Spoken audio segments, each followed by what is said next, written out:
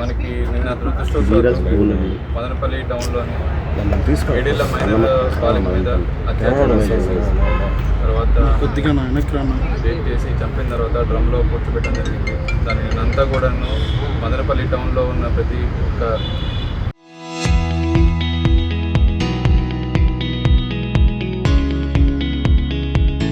ప్రజలు కూడాను వచ్చి రోడ్డు మీద మరియు ఇంటి దగ్గర చాలా వరకు ప్రొటెస్ట్ అవన్నీ చేసి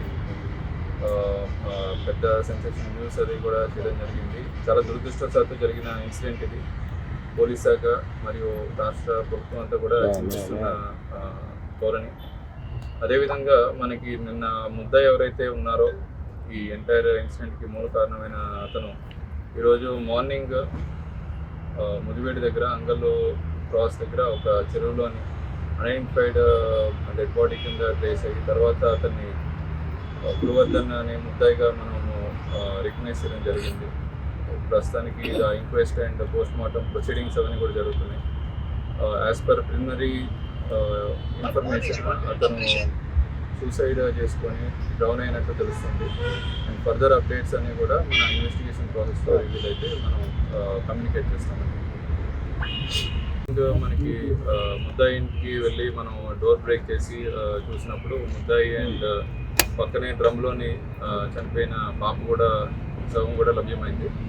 ఆ టైంలోని చుట్టుపక్కల ఒక 50 మంది గ్రామస్తులంతా కూడా గుమ్మికూడి ఇతన్ని చంపడానికి ప్రయత్నించే సమయంలో మనమే రక్షక్ వెహికల్ని లో పెట్టి ముద్దాయిని అక్కడిని తీసుకోవడం జరిగింది.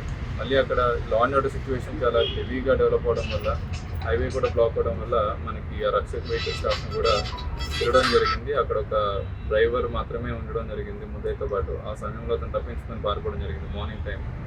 తర్వాత ఒక 2 టీమ్స్ పెట్టి వెతికించాం కానీ హౌవెవర్ రిజల్ట్ దొరకలేదు. ఈరోజు ఇలా నిన్న జరిగిన ఆందోళనలో కొన్ని యాంటీ సోషల్ ఎలిమెంట్స్ యాక్టివ్గా పాల్గొన్నాయి అనేది ఒక జరుగుతుంది. అది ఎంతవరకు నిజం?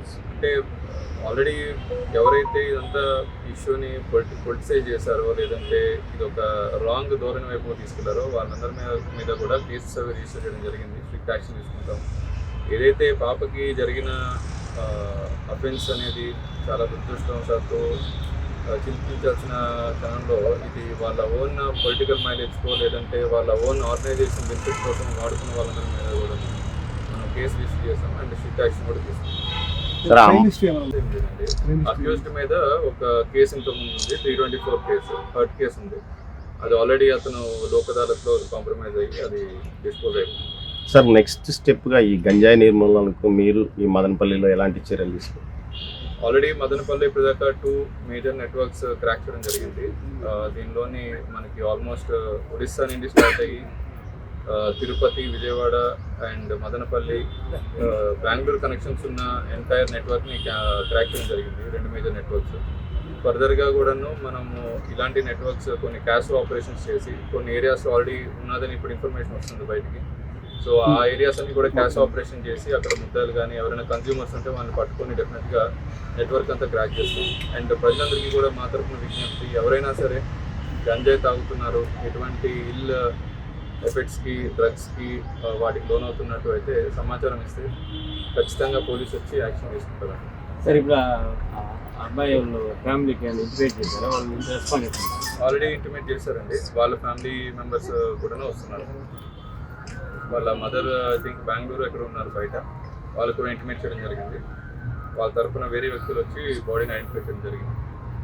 ఈ పోస్ట్ మార్టం వాళ్ళు వస్తేనే జరుగుతుంది? వాళ్ళ mother parents or family members, close family members. Okay. చరిత్ర సృష్టించినోడు